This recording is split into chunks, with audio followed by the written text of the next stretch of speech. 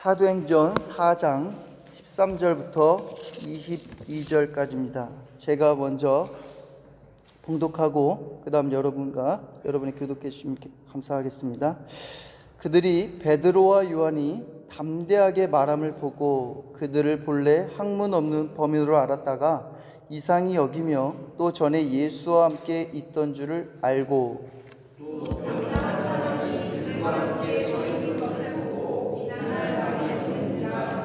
명하여 공회에서 나가라 하고 서로 의논하여 이르되 이 사람들을 어떻게 할까? 그들로 말미암아 유명한 표적 나타나는 것이 예루살렘에 사는 모든 사람에게 알려졌으니 우리도 부인할 수 없는지라. 이것이 민간에 더 퍼지지 못하게 그들을 위협하여 이후에는 이 이름으로 아무에게도 말하지 말자 하고 그들을 불러 경고하여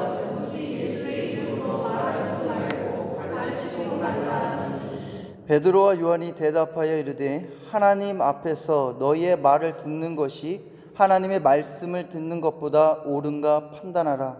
우리는 보고 들은 것을 말하지 아니할 수 없다 하니 갈리들이 백성들 때문에 그들을 어떻게 처벌할지 방법을 찾지 못하고 다시 위협하여 놓아 주었으니 이는 모든 사람이 그된 일을 보고 하나님께 영광을 돌림이라.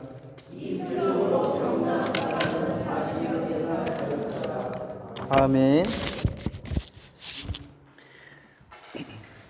베드로는 그 성전으로 올라갔죠. 성전에 기도하러 올라갔습니다.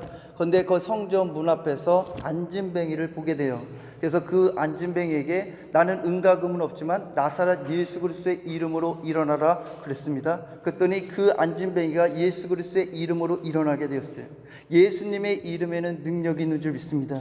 구원의 능력이 있습니다. 회개의 능력이 있습니다. 회복의 능력이 있습니다. 그랬더니 사람들이 다 베드로를 바라봅니다. 너가 어떻게 이 안진뱅이를 일으켰느냐? 그때 베드로가 말합니다. 나는 경건과 능력이 없다. 오직 예수 그리스도의 이름으로 이 사람이 일어나게 한 것이다 라고 얘기해요. 그 당시에 이 예루살렘에는 3만 명이 살고 있었습니다. 그런데 지금 이 설교 가운데 복음을 듣고 예수 그리스도를 믿은 사람이 5천 명이나 예수 그리스도를 믿어요. 어마어마한 부흥입니다. 그 성령의 한쪽에서 막 불이 타오르는데 한쪽에서는 이 성령의 불을 끄는 사람들이 있습니다. 누구냐면 종교 지도자들입니다. 그 종교 지도자들은요, 자신들의 그 기득권 때문에 이 베드로가 복음을 전하지 못하도록 가르치도 말라고 막 경고하고 협박하죠. 근데 이 종교 지도자들은요, 그들 가만히 보십시오. 그 종교 지도자 이 배후에 누가 역사하느냐면 사단이 역사하는 것입니다. 이 사단은요, 하나님의 일을 방해하는 세력입니다.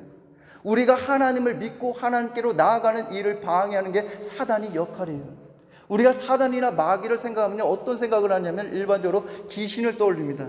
우리가 어린 시절에 막 처녀 귀신, 총각 귀신, 뭐 이런 귀신을 생각해요. 그런 게 아닙니다. 성경에는요, 사단이나 마귀가 얼마나 많이 나오는지 몰라요. 이 성경에서 나오는 사단의 정체를 뭐라고 그랬냐면 에베소서 6장 12절에 말합니다. 우리의 씨름은 혈과 육에 상대하는 것이 아니다.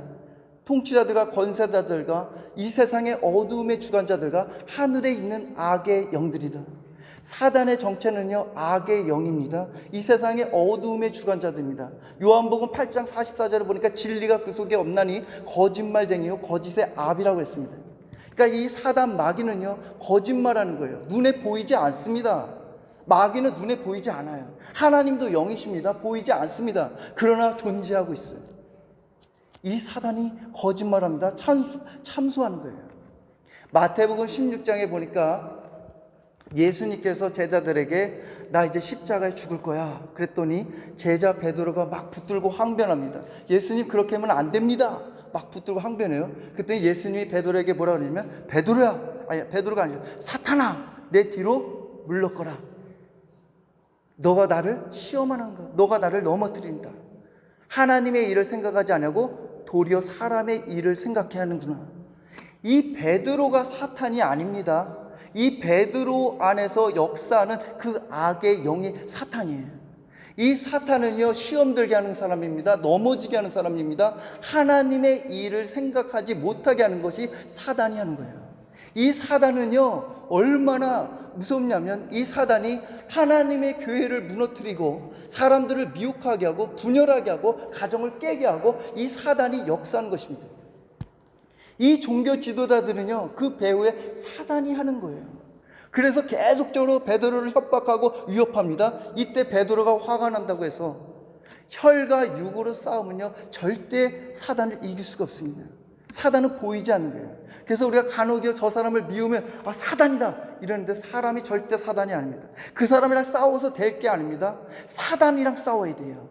그럼 사단이랑 어떻게 싸워서 이기느냐? 야고보서 4장 7절에 보면 너희는 하나님께 복종할지어다 마귀를 대적하라 그리하면 너희를 피하리라. 마귀는 대적해야 됩니다. 환영할 게 아니에요. 마귀는 대적합니다. 사도행전 16장에 보니까요, 바울이 빌립보에 가서 기도하러 가는 중에 점치는 귀신 들린 여종이 막 따라옵니다. 너무나 성가시다 보니까 이 바울이 그 귀신 들린 여종에게 뭐라 하냐면 예수 그리스도의 이름으로 명하노니 나가라 했더니요 귀신이 나갔습니다. 예수님의 이름에는 능력이 있는 줄 믿습니다. 귀신을 제압하는 능력이 있는 줄 믿습니다. 이 귀신은요 예수 그리스도의 이름 앞에는 쩔쩔 매는 거예요. 예. 이걸 알지 못하면요 계속적으로 혈육적으로 싸우게 됩니다. 감정으로 오고 갑니다. 부부간에도 그렇습니다. 저 사람이 자꾸만 나를 건드립니다. 그래서 사단으로 봅니다. 절대 이것은 사람이랑 싸워서 될 게 아닙니다. 그 속에 배후하는 약한 영과 싸워야 돼요. 예. 그것이 영적인 세계인 줄 믿습니다. 그 대적하고 악한 그 배후에서 역사는 악의 영들 나사렛 예수 그리스도의 이름으로 명할 때 그 귀신이 떠나가는 줄 믿습니다. 지난 주일을 보내고 그 다음날 새벽에요. 제가 예배를 이제 새벽에 예배를 드리고 개인적으로 기도하는데요. 너무나도 마음이 두렵고요. 불안했습니다. 그래서 마음이 왜 이렇게 두려울까? 그랬더니 앞으로 이제 교회 리모델링도 해야 되죠. 막 교회가 세워지고 막 이러는 가운데 막 이 사단 마귀가 막 틈을 타고 들어오겠다 이 생각을 했거든요. 그랬더니 제 마음 가운데 사단이 주는 이 두려움이 확 사로잡고 있었습니다. 그래서 하나님 앞에 막 간절히 기도하니까요. 하나님이 저에게 어떤 마음을 주시냐면 두려워하지 마라. 내가 너와 함께함이라. 예수 그리스도의 이름에게는 능력이 있지 않느냐. 제가 그 음성을 듣고요. 마음이 평안해지더라고요. 그때 제가 깨달았습니다. 아하, 사단을 너무나도 크게 생각했구나. 사단의 능력을 너무나 높였구나. 아니에요. 절대 이렇게 하면 안 됩니다. 예수님이 능력이 있는 거지 사단이 능력이 있는 것이 아닙니다. 사단의 이름을 막 높이 평가하지 마십시오. 사단은요 예수님 앞에서는 졸개입니다. 완전히 짓밟힌 존재입니다. 예수 그리스도의 이름에는 능력이 있는 줄 믿습니다. 제자들에게요 귀신을 내어쫓는 능력을 예수님께서 주셨습니다. 여러분도 예수님의 이름을 믿는 사람에게는 그 귀신을 내어쫓는 것을 예수님이 주셨습니다. 그래서 여러분에게 두려움이 있고 어둠이 찾아오면요 나사렛 예수 그리스도의 이름으로 명하십시오. 그럴 때 그 귀신이 내어쫓는 줄 믿습니다. 예, 귀신은요 예수 그리스도의 이름에는 대적할 수가 없습니다. 이 종교 지도자들 지금 잘 보십시오. 이 우는 사자 마귀처럼요 베드로를 어떻게 하면 막 경고하고 협박하고 막 달려들잖아요. 그렇게 하면은 이 베드로가 무서워 그래 우리 안 할게 이렇게 생각했겠지요. 이게 사단이 하는 거예요. 절대로 사단보다 능력이 많으신 분은 성령님이십니다. 오늘 말씀에서 이렇게 쭉 보십시오. 성령의 세 가지 능력을 여러분과 함께 나누려고 합니다. 첫째는요, 성령님은 담대함과 지혜를 주십니다. 13절 우리가 한번 같이 읽어보도록 하겠습니다. 시작. 그들이 베드로와 요한이 담대하게 말함을 보고 그들을 본래 학문 없는 범인으로 알았다가 이상히 여기며 또 전에 예수와 함께 있던 줄도 알고. 예, 베드로와 요한이 그 종교 지도자들 앞에서요 담대하게 이 복음을 전해요. 확신 있게 말합니다. 자신 있게 말합니다. 용기 있게 막 복음을 전합니다. 거침없이 말합니다. 예. 그랬더니 그 종교 지도자들이 보니까 이들은 본래 학문이 없는 사람들인데 언스쿨드 교육을 제대로 받지 않은 무식한 사람들인데 복음을 제대로 전하네. 확신 있게 전하네. 그러니까 오늘날로 얘기하면요 신학교육을 제대로 받지 않은 저분인데 어떻게 저렇게 복음을 담대하게 전하느냐는 거예요. 이 베드로는 갈릴리 어부 출신입니다. 랍비 교육을 제대로 배운 사람이 아니에요. 그런데 베드로의 설교를 여러분이 잘 보시면요, 성경을 능통하게 전합니다. 지혜가 있습니다. 논리적입니다. 복음만을 전합니다. 어떻게 그렇게 가능하냐는 거예요. 어떻게 그런 일이 가능하냐는 거예요. 오직 성령의 능력인 줄 믿습니다. 사도행전 1장 8절에 보면요, 오직 성령이 너에게 임하시면 너희가 권능을 받고 예루살렘과 온 유다와 사마리아 땅끝까지로 내 증인이 되리라. 오직 성령이 임하니까 뭐가 임해요? 권능이 임하는 것입니다. 그게 뭐냐면 두나미스라는 거예요. 다이나마이트처럼 폭발적인 능력입니다. 힘이 없던 사람이 막 갑자기 힘이 있는 게 아니에요. 내적인 능력을 나타나는 것입니다. 담대함이 있게 됩니다. 지혜가 있게 됩니다. 네. 성령의 은사가 나타나는 거예요. 성령의 열매가 나타나는 것입니다. 이 베드로 보십시오. 19절 한번 볼까요? 한번 읽어보겠습니다. 시작. 베드로와 요한이 대답하여 이르되 하나님 앞에서 너의 말을 듣는 것이 하나님의 말씀을 듣는 것보다 옳은가 판단하라. 예. 이 베드로 보세요. 그 종교지도들 앞에서요, 말 한마디 잘못하면요, 지금 사형감입니다. 그런데요, 베드로가 그렇잖아요. 내가 하나님 앞에서 사람의 말을 듣는 것이 옳으냐, 하나님의 말씀을 듣는 것이 옳으냐. 담대하잖아요. 사람을 두려워하지 않잖아요. 이런 힘이 어디서 오는 것입니까? 성령이 주시는 능력인 줄 믿습니다. 예, 성령이 주시면요, 그 능력은 담대함을 주세요. 지혜를 주세요. 몇 주 전에 우리 예배를 다 끝나고 우리 김문주 사모님께서 저희 우리 고모부 이현필 성도님에게 물어봤습니다. 조카 같지 않죠? 그랬더니 우리 고모부가 말씀하는 게 뭐냐면 조카 같지 않대요. 조카가 하는 것 같지 않대요. 맞는 말씀입니다. 이 설교는 제가 하는 것이 아닙니다. 저는 성령의 도구로만 쓰이는 거예요. 이 설교의 모든 재료는 성령님이 하신 것입니다. 설교자는 성령님이 하신 것입니다. 제가요, 신학교 가기 전에 이걸 몰랐습니다. 그래서 하나님이 저를 여러 번 콜링했습니다. 내가 너를 쓰기를 원한다. 하나님, 나 못해요.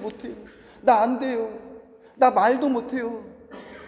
저는요, 성격이요, 이렇게 앞에 나가서 누구를 인도하는 그런 사람이 아닙니다.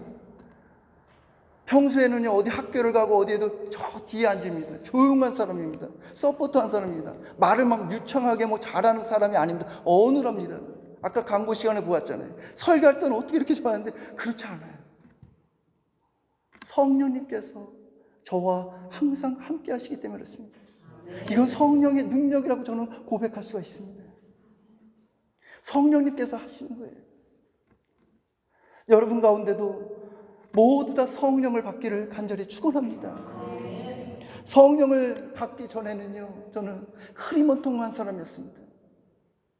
그런데 성령을 받고 나니까요, 눈빛이 달라지더라고요. 열정이 생깁니다. 꿈이 생깁니다. 목표가 생깁니다. 하나님을 위해서 막 달려가는 그 열심이 막 생겨요. 이거 억지로 안 됩니다. 이거 성령님이 나와 함께 하시기 때문에 그런 것입니다. 오늘날 많은 부모님들은 자녀들을요, 막 똑똑하게 공부시키고 어르신들도 막 그러는데 유식하게 보기 위해서 막 정보나 지식을 막 공부합니다. 근데요, 지식은 많은데 지혜가 있느냐? 그건 다릅니다. 명문대학을 졸업했다고 해서 지혜가 있느냐? 그건 또 다른 문제입니다. 이 종교 지도자들 보십시오. 공부를 굉장히 많이 한 사람입니다. 율법에 똑똑한 사람들입니다. 근데 지혜가 없어요. 근데 이 베드로를 보십시오. 무식합니다. 그런데 성령을 받으니까 지혜가 있는 거예요. 하나님은 어떤 사람을 쓰시냐? 스펙이 좋은 사람, 똑똑한 사람 쓰는 게 아니라요, 하나님은 지혜 있는 자를 쓰신 것입니다. 여러분, 지혜를 구하십시오. 예, 성령의 지혜를 받으십시오. 여호와를 경외하는 것이 지혜의 근본이라고 했습니다. 너희 중에 지혜가 부족하거든 후히 주시고 꾸짖지 아니하시는 하나님께 구하라. 그러면 하나님이 후히 주신다 그러시잖아요. 예.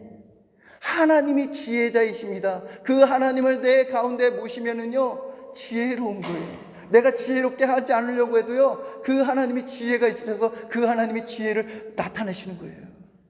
예. 저는 우리 교회가요, 막 똑똑하고 막 의사도 있고 변호사도 있고 세상에 이런 사람들이 있는 것보다요, 성령을 받은 분들이 있는 공동체가 되기를 원합니다. 정말 성령의 지혜가 있는 분들이 많아지기를 원합니다. 교회는요, 머리로 하는 게 아닙니다. 지식으로 하는 거 아닙니다. 기도로 하는 것입니다. 성령의 지혜로 하는 것입니다. 스펙이 없어도 좋습니다. 좀 무식해도 괜찮습니다. 우리 다 불완전합니다. 그러나 성령을 받는 게 중요한 것인 줄 믿습니다. 둘째는요, 성령님은 변화된 체험을 주십니다. 14절 우리 한번 같이 읽어볼게요. 시작. 또 병 나은 사람이 그들과 함께 서 있는 것을 보고 비난할 말이 없는지라. 종교 지도자들이 베드로를 막 신문하면서 어떻게든 걸려 넘어지게 하려고 하는데, 이 안진뱅이가 일어난 것을 본 거예요. 어떤 비난할 말이 없습니다. 반박할 논란이 없어요. 확실한 증거죠. 예수 그리스도께서 그 안진뱅이를 일으켜 세워줬는 줄 믿습니다. 오늘 22절에 보면요, 이 사도행전을 쓴 사람은 누가입니다. 직업이 의사입니다. 근데 이 22절에 보면 병이 나은 사람의 나이를 40세라고 밝혀요. 왜 굳이 나이 40세를 밝힐까요? 이유가 있습니다. 이 누가는 의사입니다. 의사의 눈으로 보아도요, 선천적으로 이렇게 안진뱅인데 정상인으로 돌아오는 것이 불가능하다는 거예요. 인간의 힘으로 이 사람이 정상적으로 되는 거 불가능하다는 거예요. 이걸 어떻게 가능하냐? 성령님께서 하신 것이라는 것입니다. 성령님께서는 우리에게 확실한 변화를 주십니다. 많은 사람들이 야, 예수님 어디 있냐? 대봐, 얘기해봐. 확실한 증거가 뭘까요? 우리가 변하는 거예요. 나 봐봐, 나가 변했잖아. 예수님의 부활이 여러 가지 증거가 있지만 그 중에 확실한 한 가지 변화는 뭐냐? 부활하신 예수님을 믿는 사람들이 저마다 다 변한다는 것입니다. 사도 바울 보십시오. 사도 바울이 예수님을 만나기 전에는 혈기가 등등한 사람이었습니다. 예수님을 믿는 사람들을 막 다 잡아다 놓는 사람이었어요. 어느 날 다메섹 도상에 올라가는데 빛이신 예수님이 이 사울을 만나 주시죠. 사울아, 사울아, 내가 왜 나를 박해야 하느냐? 거기서 완전히 꼬꾸라져요. 이 사울이요, 이름이 사울부터 바울로 바뀌고 그의 인생이 완전 바뀌잖아요. 이거 어떻게 이런 일이 가능합니까? 성령님이 하신 거예요. 서울에 그 베이직 교회 조정민 목사님이라고 계시는데요. 이 목사님은 이 예수님을 만나기 전에 90년대에 기자이셨고 그 다음에 MBC 뉴스 앵커이셨어요. 굉장히 유명한 분이셨습니다. 근데 집안이 불교 집안이었어요. 근데 아내가 매일 새벽 예배를 갑니다. 그래서 아내를 빼내려고 교회를 새벽 예배를 갔어요. 가서 보니까 막 불 꺼놓고 사람들이 막 통성기도하고 방언기도 합니다. 이 조정민 목사님 보기에는 이거 이상한 집단이다. 그래서 어떻게든 이걸 고발해야 되겠다. 하려면 충분한 조사가 필요하기 때문에 몇 차례 갔어요. 근데 찬양하는 중에 눈물이 쏟아지고 예수 그리스도를 거기서 만난 거예요. 이게 갑자기 일어난 거 아닙니다. 그 조정민 목사님 아내가 늘 남편을 구원을 위해서 기도했고 구역원 식구들에게 늘 부탁했대요. 1년 동안 우리 남편을 위해서 구원을 해달라고. 하나님께서요, 기도하는 것을 들으십니다. 성령님 우리를 찾아오십니다. 여러분이 여기에 이렇게 찾아오시는 거예요. 하나님이 다 준비하신 것입니다. 그냥 하는 것이 아닙니다. 이 목사님이 그래서 은혜를 받고 나서 50살에 이제 신학을 직장을 다 내려놓고 신학을 공부한다 그랬어요. 근데 주변 사람들이 다 말려요. 아, 지금 이제 신학해서 어떻게 하느냐? 곧 은퇴다. 안 된다. 막 이렇게 했어요. 근데 신학교를 가고 목사님이 되셨잖아요. 이게 어떻게 가능하냐는 거예요. 이게 성령님이 하신 거죠. 그러니까 우리가 예수 그리스도를 만나면 이런 행동으로도 변하지만 가장 변하는 것은 뭐냐면 회심이라는 것입니다. 돌이키는 것입니다. 내 중심에서 예수 그리스도의 중심으로 바뀌는 거예요. 이게 큰 변화입니다. 저희 외할머니가 10년 전에 돌아가셨거든요. 근데 저희 외할머니가 처음부터 예수님을 믿는 분이 아니에요. 불교에 아주 심취했던 분입니다. 염주를 막 가지고 다니시고 집안에 막 그랬는데 저희 외할머니를 위해서 저희 어머니가 굉장히 많이 기도했어요. 우리 엄마도 이렇게 교회를 나왔으면 좋겠다 하고 막 이렇게 기도했다가 그 기도로 저희 외할머니가 예수님을 믿었습니다. 근데 외할머니가 평생에 끊지 못한 게 있었어요. 이 담배입니다. 외할머니가 담배를 많이 피셨어요. 담배를 너무 많이 피셨어요. 근데 예수님을 만나고 나니까 언제부턴가 끊으시더라고요. 그거 이상하다. 그랬더니 할머니가 뭐라 하시냐면 담배 냄새 맡기조차 싫대요. 그걸 치우래요. 어떻게 이런 일이 가능할까요? 성령님이 하시는 거예요. 네. 인간이 아무리 그 건강에 해롭습니다. 안 됩니다. 잔소리해도 안 돼요. 성령님께서 변화시켜줘야 하는 줄 믿습니다. 저희 아이들이요 계속 마스크를 쓰고 다닙니다.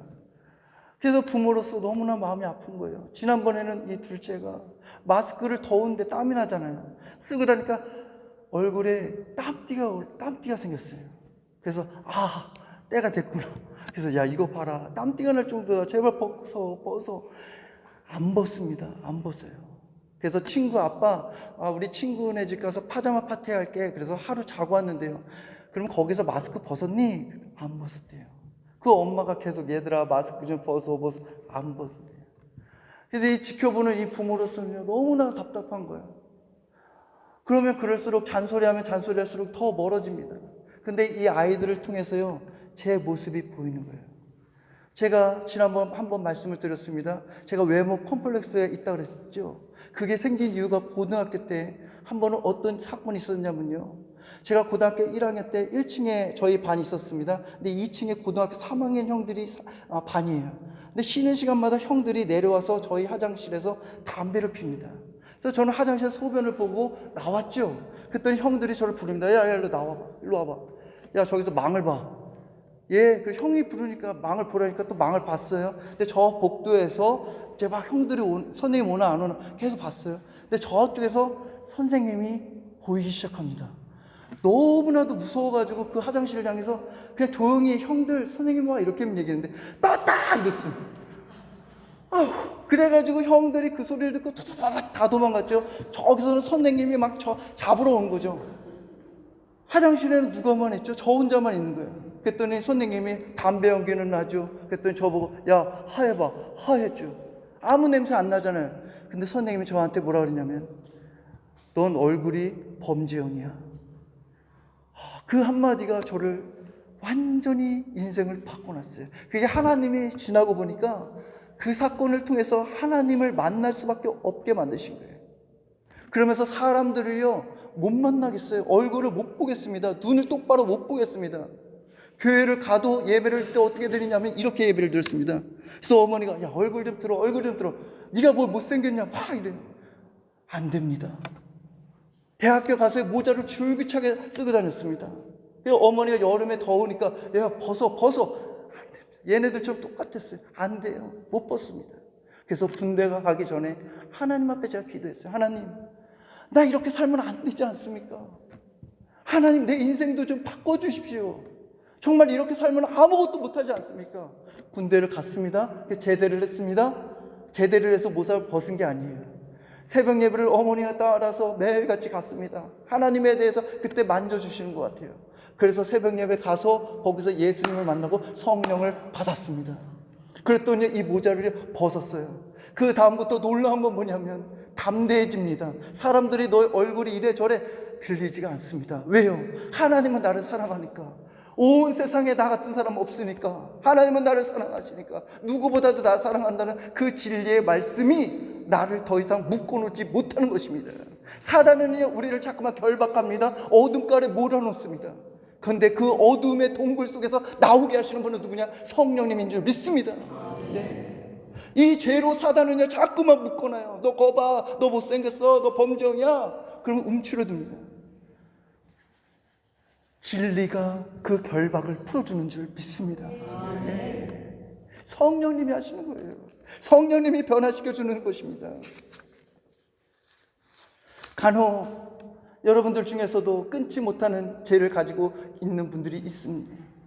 난 이것 때문에 교회를 못 가. 괜찮습니다. 누구든지 예수님께로 나오십시오. 예수님은 의인을 부르러 온 것이 아니라 죄인을 부르러 오셨습니다. 우리의 힘으로 안 되니까요. 우리의 힘으로 매번 쓰러지니까요. 내 힘으로는 그것을 끊을 수 없으니까요. 그래서 주님이 필요한 것입니다. 예. 고린도서 5장 17절에 보면 그런즉 누구든지 그리스도 안에 있으면 새로운 피조물이라 이전 것은 지나갔으니 보라 새 것이 되었더라. 새로운 피조물 새 것이 되는 거 어떻게 가능하냐? 예수 그리스도 안에 있으면 가능한 줄 믿습니다. 성령님은 여러분을 변화시킬 줄 믿습니다. 예수님을 만난 거 성령의 확실한 경험은 뭐냐? 우리가 변화된 증거입니다. 우리가 입으로도 복음을 전해드리지만 나를 봐라, 내가 변하지 않느냐, 이전에 내가 아니다. 제가요 그 성령을 받고 나서요 교회 청년부요 그냥 가다 말아 했습니다. 가도요 늘 피하는 사람입니다. 식사도 안 했으면 도망갔습니다. 그런데 어느새 청년부 회장이 되었어요. 그냥 막 밀고 나가는 거예요. 이거 제 힘으로 하는 거 아닙니다. 성령님이 하시는 거예요. 셋째는요, 성령님은 교회를 성장시켜 주십니다. 17절 읽어보겠습니다. 시작. 이것이 민간에 더 퍼지지 못하게 그들을 위협하여 이후에는 이 이름으로 아무에게도 말하지 말게 하자 하고. 이 종교 지도자들 그 배우는 악의 영이 다스린다고 했습니다. 그 사단이 보십시오. 자꾸만 뭐라 그러냐, 너희들 다 할 수 있는데 예수 그리스도의 이름을 전하지 마. 그렇죠. 경고합니다. 이 사단이요 그 이름을 싫어합니다. 미워합니다. 어떻게든 방해하는 게 이 사단이 하는 거예요. 그런데 그 박해하고 핍박을 해도 복음은 계속 전해진다는 거예요. 복음을 가둘 수가 없습니다. 민간에 퍼집니다. 교회가 성장합니다. 이게 놀라운 것입니다. 교회를 성장시키시는 것은 사도행전 2장 47절에 보니까 주께서 구원받는 사람을 날마다 더하게 하신대요. 주님께서 하시는 줄 믿습니다. 네. 이 베드로를 보십시오. 성령을 받으니까 너무나 뜨거운 거예요. 이거 감출 수가 없습니다. 아무리 박해를 해더라도요 피하잖아요. 복음을 전하는 거예요. 이 성령을 받으면은 내 마음에 막 뜨거워집니다. 그래서 예레미야 20장 9절에 보면 나의 마음이 불붙는 것 같아서 골수에 사무치니 답답하여 견딜 수가 없나이다. 은혜를 받으면요 막 뜨거워요. 전하지 않을 수가 없어요. 만나는 사람에게 막 예수님을 막 전합니다. 그랬더니 그 말씀을 또 들은 사람들이 막 믿는 거예요. 또 변화가 되는 것입니다. 이게 복음의 능력입니다. 그렇게 하면서 교회가 성장이 되는 거예요. 교회는요 인위적인 어떤 프로그램이나 방법을 통해서 교회가 성장하는 것이 아닙니다. 변화된 사람을 통해서 성장하는 줄 믿습니다. 네. 조영기 목사님께서 나의 교회 성장 이야기라는 그 책을 쓰셨는데요, 그 책을 보니까 이런 내용이 납니다. 조영기 목사님께서 서대문 교회에서 그 개척한 지 3년이 됐는데 3,000명이 모였대요. 성도들이 어마어마하죠. 근데 조영기 목사님이 이제 욕심을 가지고 하나님 앞에 더 매달리면서 기도하는 거예요. 왜 하나님 더 부흥하게 해주십시오. 왜 3,000명에서 여기서 멈춥니까? 그랬더니 하나님이 조영기 목사님에게 이야기하십니다. 너는 내가 광야에서 행했던 기적들을 오늘날에도 똑같이 할 수 있다는 것을 믿느냐? 너는 억지로 교회를 성장시키려고 한다. 그래서 무리하게 신방도 하고 노방 전도도 하면서 실제로는 너 자신을 현혹시키고 있다. 내가 성령의 바람을 일으키면 놀라운 기적이 일어날 수 있다. 너는 이것을 믿느냐? 그랬더니 조영기 목사님 흥분돼서 믿습니다. 저 성령을 받았습니다. 그랬더니 하나님이 꾸짖으면서 조영기 목사님에게 뭐라고 했냐면, 잘 들어보십시오. 너무나 중요한 메시지입니다. 너는 지금까지 성령을 받았다는 의미를 교회의 성장을 위한 도구를 얻게 되는 경험으로 생각하고 있었다. 그래서 지금 내가 사역하는 교회가 성장하지 못하고 정체 상태에 빠져 있는 것이다. 지금부터는 성령을 능력이나 경험으로 생각하지 말아라. 성령은 그 이상의 인격자이시다. 너에게 지금 가장 필요한 것은 성령과의 인격적인 관계를 가지는 것이다. 교회가 성장하기를 원하느냐? 지금보다 더 큰 목회를 하고 싶으냐? 그렇다면 성령을 인격자로 모시고 그와 깊은 교제를 가져라. 오늘 분명히 제가 세 가지 말씀드렸습니다. 성령에는 능력이 있습니다. 담대함을 주십니다. 지혜를 주십니다. 우리를 변화시킵니다. 교회를 성장합니다. 성령에는 능력이 있어요. 하지만 그 능력을 이용해서 나의 야망이 되지 않기를 간절히 축원합니다. 네. 그 능력을 구하는 것보다요, 어떻게 하느냐, 그 성령님과 인격적인 교제하고 연합하고 교제하다 보면요, 그 성령님의 능력이 그냥 나타나는 거예요. 이게 먼저입니다. 성령님과 친해지시기를 간절히 축원합니다. 성령님이 여러분의 가정 가운데 친히 주장하기를 원합니다. 직장 가운데도 주장하기를 원합니다. 여러분이 가는 곳마다 성령의 빛이 나게 드러나기를 원합니다. 여러분을 통해서 예수 그리스도의 복음이 드러나기를 원합니다. 살아나기를 원합니다. 이 시간에 우리가 다 같이 찬양하겠습니다. 두 손을 들고 찬양합니다.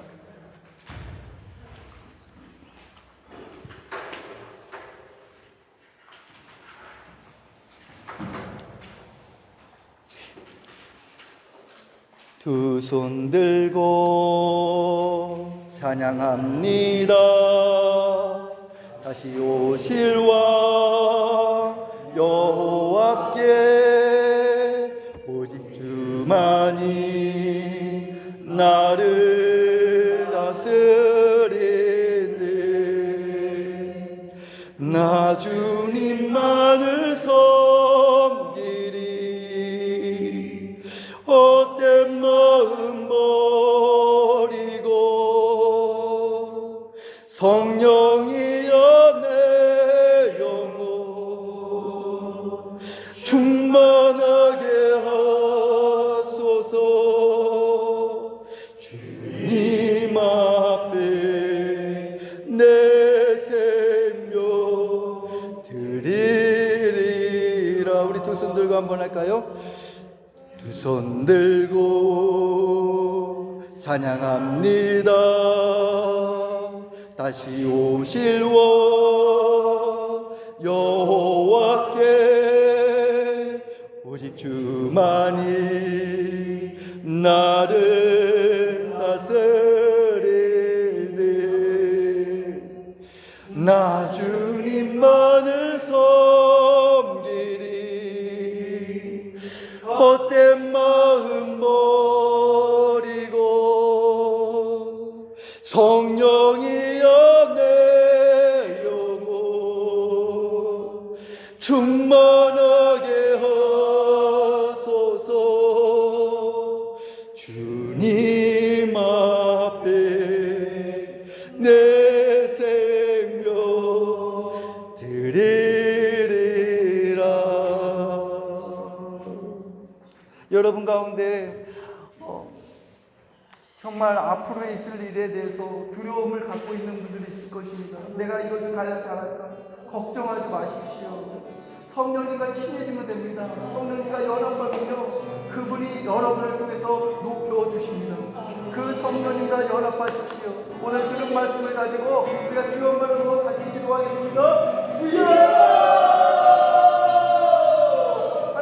하나님 감사합니다. 하나님 아버지, 하나님의 오늘 말씀을 통해서 하나님 아버지 하나님 깨닫게 되었습니다. 하나님 아버지 하나님 악한 영이 있다는 것을 깨닫게 되었습니다. 하나님 아버지 하나님 그 사단 우리를 아버지 하나님 자꾸만 우는 사역자같이 두루다니며 삼킬장을 찾는다고 했습니다. 우리를 협박합니다. 우리를 경고합니다. 우리를 못하게 합니다. 우리를 방해합니다. 그러나 하나님 아버지, 나는 괜찮습니다. 나는 예수님의 사람입니다. 나에게는 예수님의 이름의 권세가 있습니다. 하나님 아버지, 어둠의 영화 떠나갈지어다. 아버지 하나님, 우리 성도들 중에서 어둠에 있고 하나님 아버지 죄에 묶여있고 끊지 못하는 죄 가운데 있다면 나사렛 예수 그리스도의 이름으로 끊어지는 놀라운 역사를 하게 하여 주시옵소서. 나사렛 예수 그리스도의 이름으로 영원히 끊어질지어다. 하나님 아버지, 병마에 떠나갈지어다. 하나님 아버지, 어둠에 끊어질지어다. 하나님 아버지, 묶였던 것이 예수 그리스도의 이름으로 끊어질지어다. 하나님 아버지, 하나님 우리 모든 성도들이 하나님 아버지 새로운 피조물이 되고 구원을 받고 성령을 받게 하여 주시옵소서. 하나님 아버지, 우리 모든 성도님들에게 하나님 아버지 담대함을 주시고 지혜를 주시고 우리 성도님들이 아버지 성령을 받은 아버지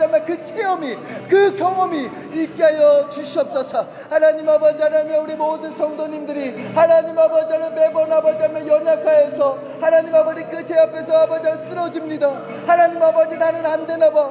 나는 아버지 이래서 안 되나 봐. 나는 그 아버지 하나님 주저합니다. 아버지 하나님 다시 세상으로 돌아갑니다. 하나님 아버지 하나님 절대로 하나님 아버지 하나님 우리 모든 성도들에게 예수 그리스도의 능력을 주셨사오니 우리 성도들이 예수 그리스도의 이름으로 부응하노니 아버지 하나님 그 권세를 믿고 나아갈 수 있도록 인도하여 주시옵소서. 그래서 하나님 아버지 구원의 능력이 나타나고 회개의 능력이 나타나고 치유의 능력이 나타나고 묶였던 것이 풀어지는 하나님 아버지 하나님 그런 은혜가 있게 하여 주시옵소서. 하나님 아버지 하나님이여 아버지여 정말 믿음 없는 자들에게 믿음을 더하여 주시옵소서. 하나님이 믿어지지 않는 분이 있습니다. 예수님이 어딨냐고 아버지 하나님 정말 도대체 믿어지지 않는 분이 있습니다. 하나님 믿음을 허락하여 주시옵소서. 하나님 믿음을 허락하여 주시옵소서. 그래서 아버지 하나님 안진배가 일어난 것처럼 확실한 체험을 하게 하여 주시옵소서. 하나님 아버지 하나님 그래서 그 아버지 하나님 변화된 삶을 예수님을 만나서 하나님 아버지 도저히 아버지 하나님 감출 수 없는 분들이 되게 하여 주시고 가는 곳마다 아버지 하나님 생명을 낳고 기적이 일어나고 살아남이 있는 역사를 보일 수 있도록 인도하여 주시옵소서. 하나님 아버지 우리 여관교회를 하나님 아버지 믿는 자들을 도와주기 원합니다. 무엇보다도 아버지 숫자에 연연하지 않습니다. 사람의 영광을 가려주십시오. 저의 영광을 가려주시옵소서. 오직 예수님만 드러나게 하여 주시옵소서. 이 자리에 아버지 예수님만 부각되게 하여 주시옵소서. 예수님의 능력만 나타나게 하여 주시옵소서. 이제는 우리 주 예수 그리스도의 은혜와 하나님의 크신 사랑과 성령님의 감동과 감화와 교통하심이 성령의 능력을 사모하는 우리 모든 여관교회 지체들 머리 위에 영원히 함께할 것을 간절히 축원하옵나이다. 아멘.